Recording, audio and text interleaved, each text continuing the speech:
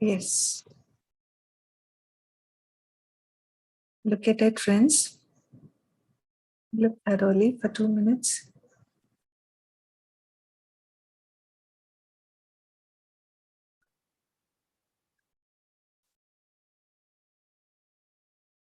And we'll tune into the energies of Madhu's work.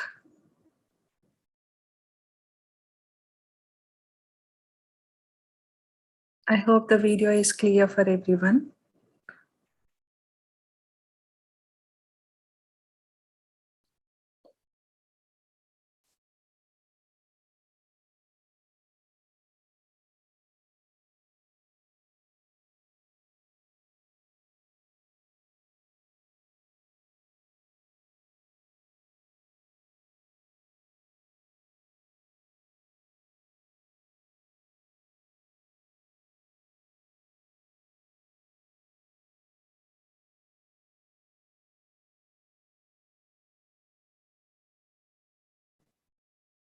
Sorry, no comments, friends. Just only gaze without any thoughts.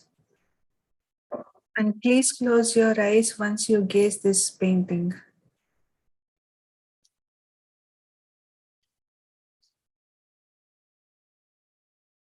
Just be completely open. Just tune your energies and just only watch with open mind. No thoughts at all.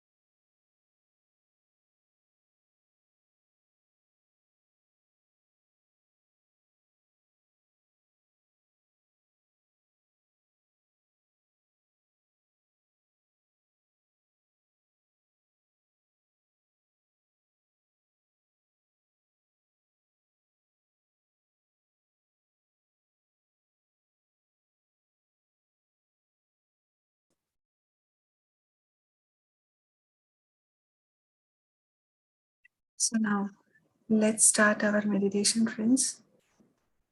Just by watching very slowly and gently, close your eyes, clasp your hands, and cross your legs. We are all very lucky, and let us all express our gratitude to each and everything today. Please all close your eyes, friends. Let's start our meditation.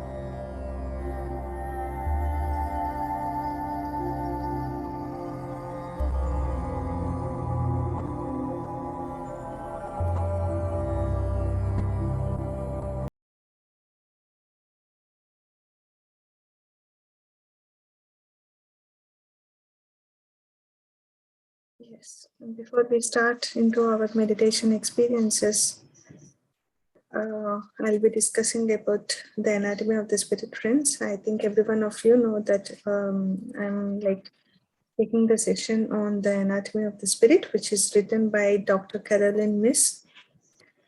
And it was all about how she described about our internal power, what means internal power and what means internal energy, and how do we heal ourselves, because healing is not others' job, it is only our job. And that's what she states, like step by step, and that's what I'm like sharing on this book. And yeah, we have covered so far the preface and introduction of how she came into the spiritual path, how she combined the holistic and the conventional medicine. And just to brief, she is a journalist and she stopped her journalism. And because she started to see the impressions of the people by just reading the energy, and her impressions were so accurate by giving the shade, by giving the knowledge slowly. And she also have suggested that intuition is not a gift, is we can also develop the intuition, and that's what she shares here.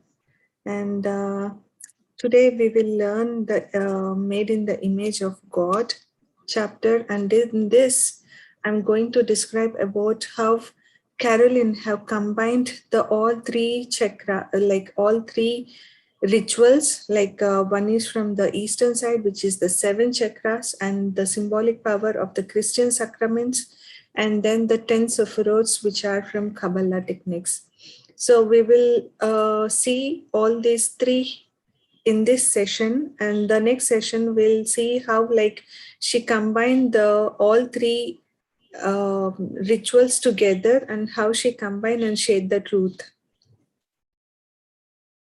So what Carolyn have said is here, initially we always know that power is the internal energy, and this energy is always a neutral work, and that it represents everyone's relation to God. Either if we are having anxiety issues or fears, everything is stored in our energy system, and that's why energy is always a neutral word.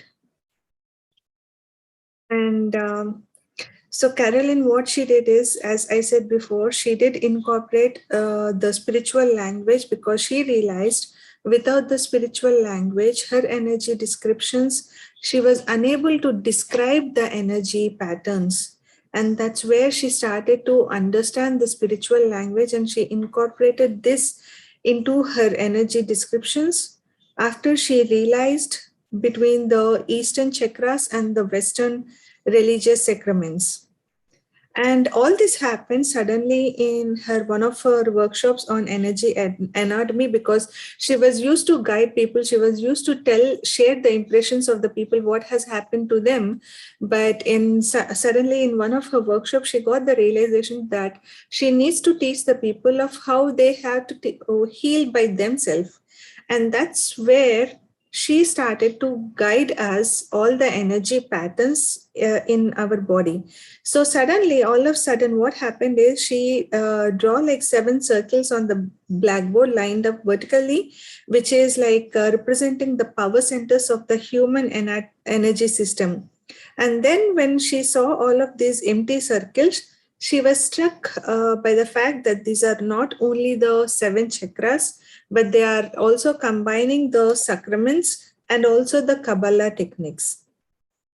And she understood that all these spiritual messages are the same. And what Carolyn also says is our spirits, our energy, and our personal power are all one and of the same force. And they instruct us in how to direct the power of life force that run through our systems. So which is why these three traditions are very much important for us to understand. Just be very much open to listen, and that's it. You don't need to remember anything. Just will go throughout, and slowly you will always, by hearing many times, you will remember all the three traditions together. And here, the important point, what she mentioned is our spiritual task in this lifetime is always to learn to balance the energies of the body and soul, of thought and action, of physical and mental power. Because our bodies always contain a blueprint for our healing. And that's why this is also our biological design is also a spiritual design, which is also the language of energy and spirit, which is used together in our belief systems. And here, the other thing is like we have woven the divine one way or the other in all aspects of our lives, thought forms, and actions. And this is where we also know, like, it is like the golden rule, which we say, because every day we are creating an energy with all our thoughts and actions. We are creating our life force. And this I have to say, as we become more and more conscious, and how we recognize our thoughts and attitudes, just like the same, our internal life upon our physical bodies, we are all able to recognize them. And as a spiritual adults, we accept responsibility for co-creating our lives and our health. So here, what the thing is, co-creation is a spiritual adulthood. And it is the exercise of choice and the acceptance of our responsibility for those choices. So we are always responsible for the choices which we are making. And also the another point which we have to discuss here is managing our power of choice is the divine challenge, always. And that's what we have to understand. Sometimes like we often feel devastated by choosing what we have to do. And that's our challenge. And that's the spiritual adulthood which we have to go through here. And this is the sacred contract that we are here to fulfill. And it begins by choosing what our thoughts and attitudes will be. And we are the ones who create our physical bodies through the creative strength of our thoughts and emotions. So whereas our choice also meant here the ability to respond to that which God has created for us. And that's where we all have to be very much aware, and we always have to know that what kind of choices we are making. The choices, because choices are representing our lives and our health.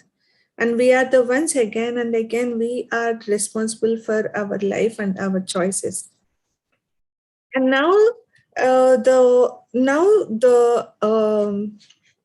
Caroline describes the sacred truth here about all the three patterns, all the three traditions here.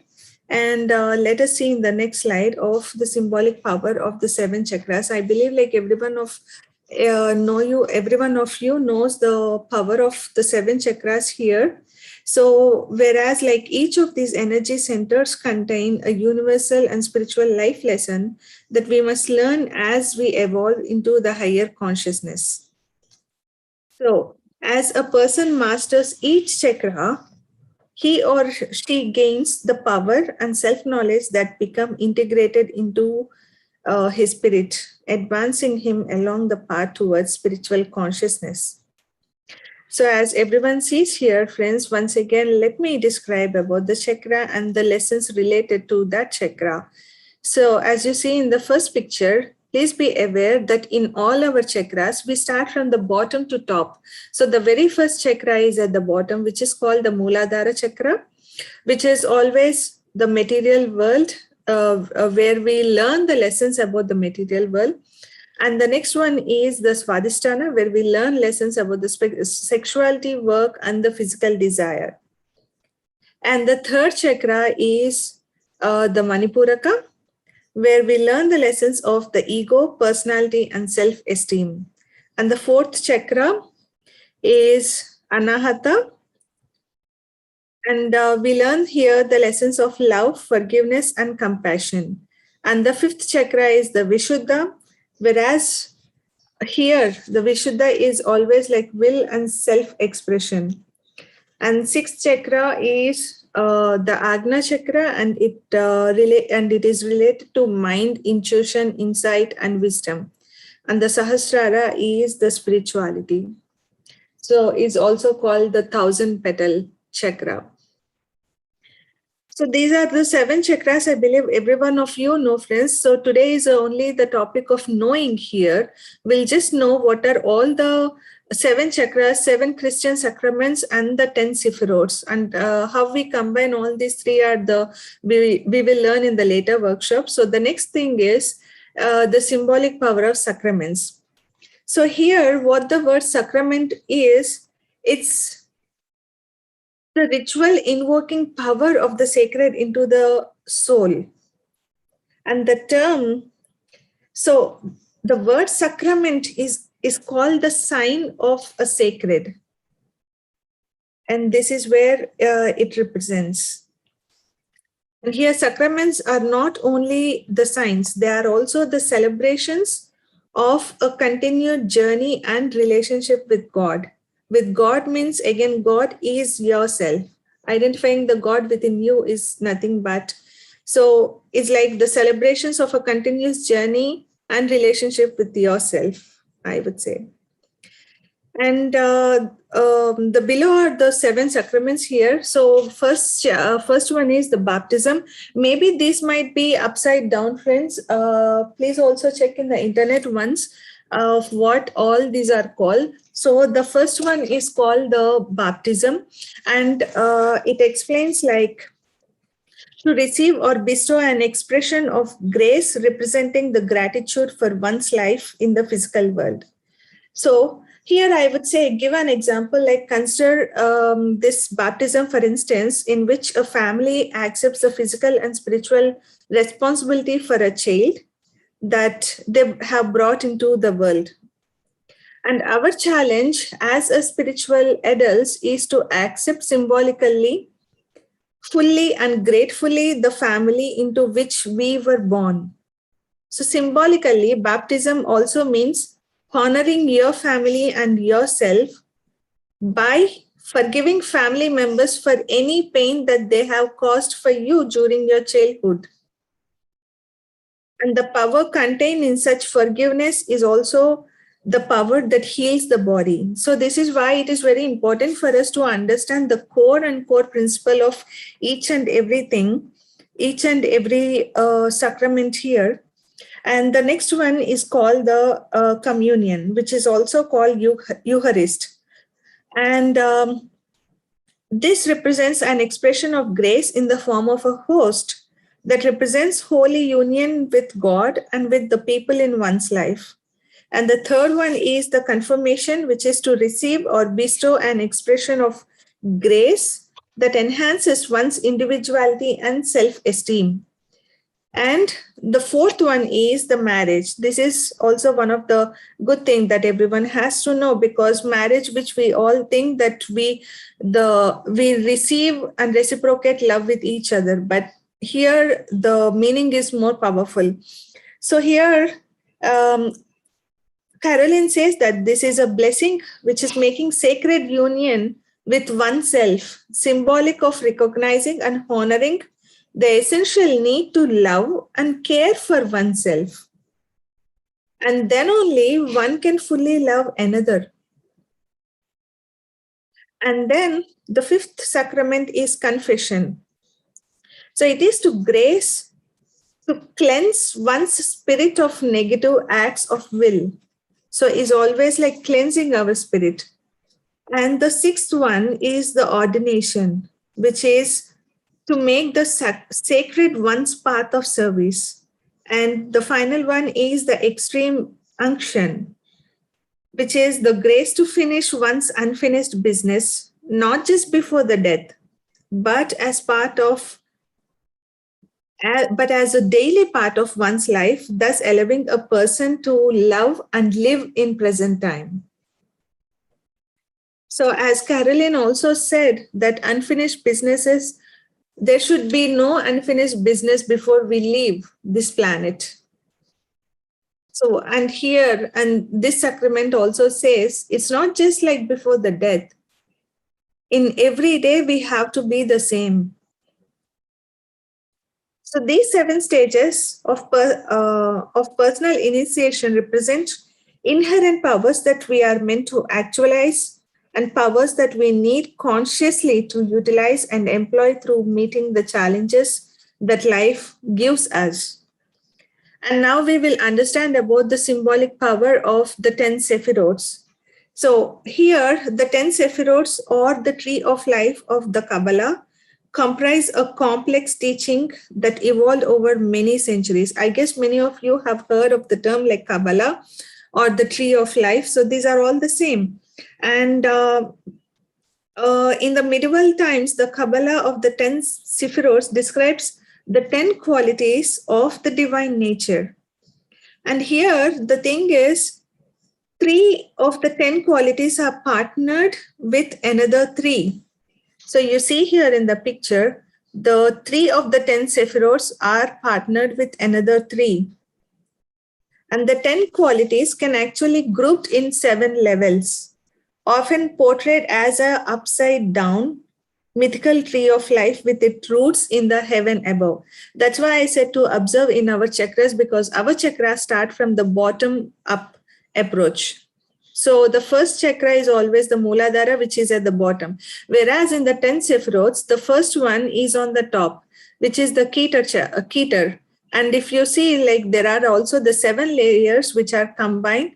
So if you see in the picture, you will be understanding. Here comes the 10th Sephiroth. And this is the representation of the Sephiroths, which is also the tree of life with its roots in the heaven above.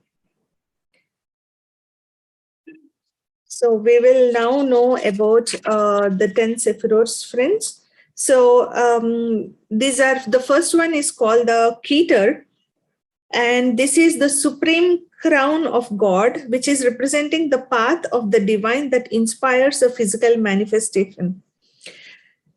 This Sephira is the most undefined and therefore the most inclusive. There is no identity, no specific in this point of beginning between heaven and earth. And Hokmah always represents the wisdom. And this Sephira represents the contact point between the divine mind and the human thought, which means through this energy, physical manifestation begins to form. Form precedes actual expression.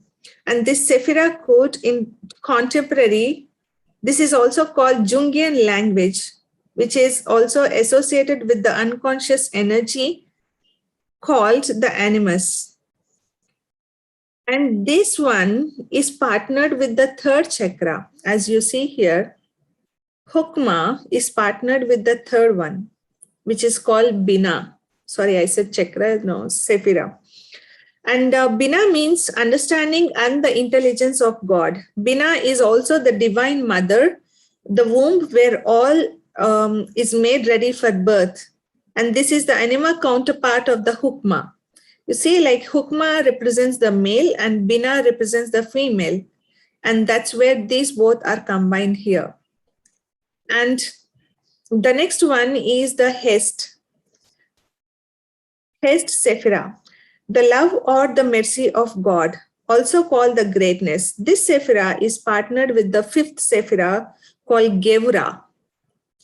And Gevura is also known as Din, and which is called the power, judgment, and punishment.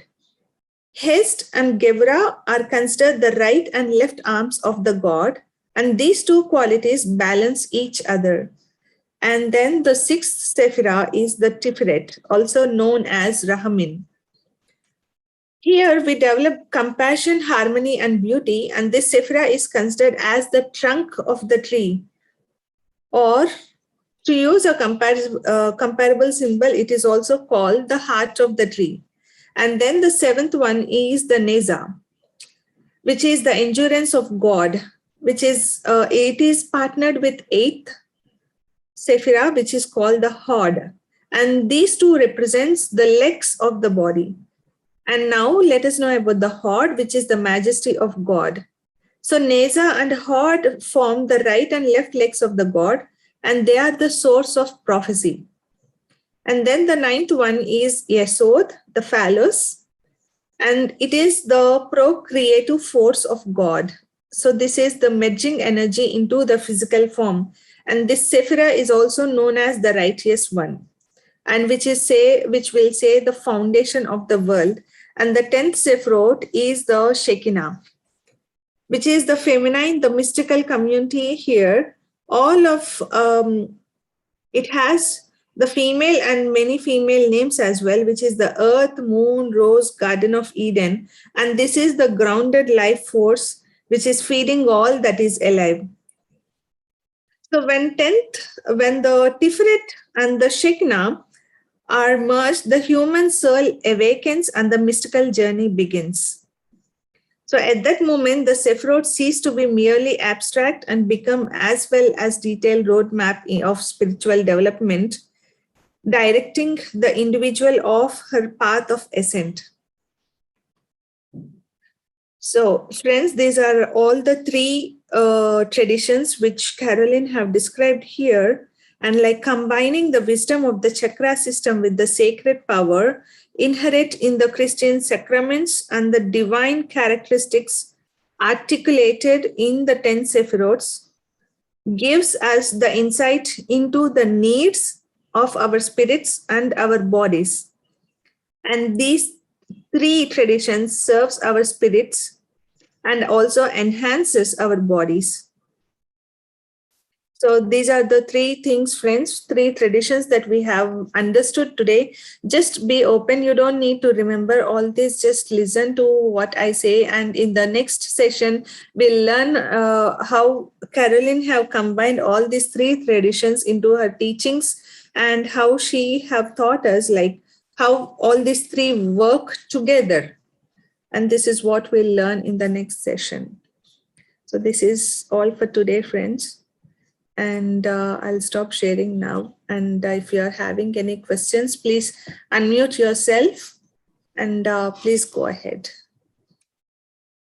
Anyone wants to share, friends? You can share your meditation experiences, your meditation journey, and also on the teachings of what I have said today.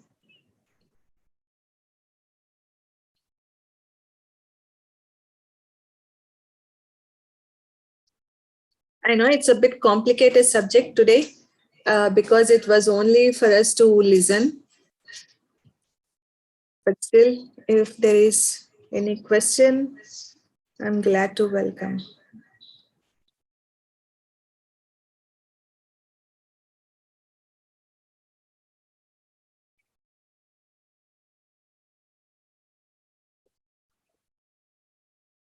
So yes,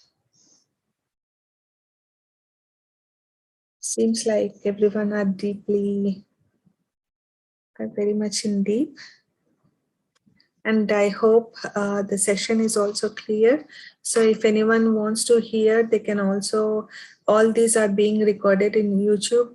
Yes, Madhu. Thank you so much, Neelima. It was a wonderful session, and how, not in a religious way, Caroline had expressed about all the sacraments or the sephiroths. It's really wonderful to understand to the depth of it why they do all these rituals, or what is it behind they doing it. And I like the concept of marriage is nothing but accepting yourself. And in a marriage you have to marry yourself. So it's really, really wonderful to know all these things, and I'm very grateful to you, Neelima. Thank you so much. Thank you. Thank you so much, Madhu. Thank you. Yeah. Yes, friends.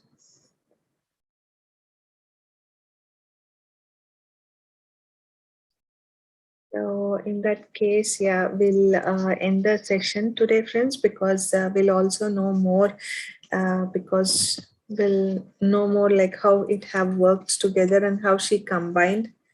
And we'll learn in the next session. Madhu, are there any updates that you wanted to give for tomorrow? Yes, Neelima. Tomorrow morning we meet for the meditation session, 40 minutes meditation with a topic sharing or maybe a quote sharing and then discussing on it. And then tomorrow evening, it's a Wednesday, and we will be having Dinesh Ji from UK who will be coming us and sharing about his journey and his experiences, wherein we can learn a lot from that. So thank you so much, Nilma, for today, and we'll see you all tomorrow morning, friends. Thank you so much, friends. Thank you so much, Madhu. And thank you, Madhuriji. Thank you, Sumati. Thank you, Satta. Yes, thank you all, friends. And we see you all tomorrow, each other.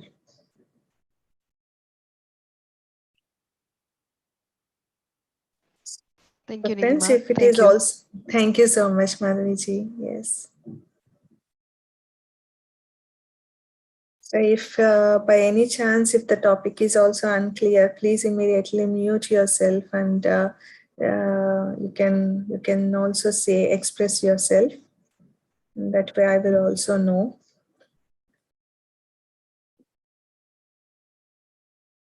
Yes. Thank you all for joining, and thank you all for also seeing the Madhu's painting and meditating along with that. So thank you all, friends. See you all tomorrow. Yeah. Bye.